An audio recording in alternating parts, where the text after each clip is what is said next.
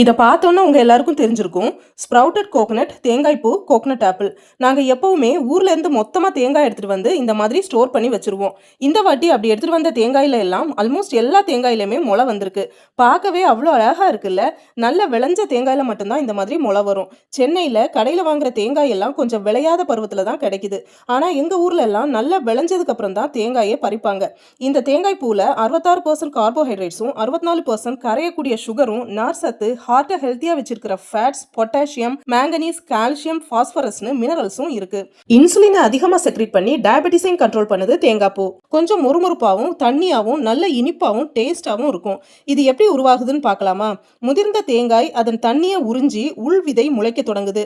காலப்போக்கில் தேங்காய் ஒட்டுக்குள்ள கடல் பாசி மாதிரி உருவாகுது. இந்த தேங்காய் பூவை அப்படியே பச்சையாவும் சாப்பிடலாம், சாலட்ல, ஸ்மூதிஸ்ல, ஸ்வீட்ஸ்ல, பொரியல்ல சேர்த்தும் சாப்பிடலாம். இவ்வளோ சத்துள்ள இந்த தேங்காய் பூவை நீங்க சாப்பிட்ருக்கீங்களா?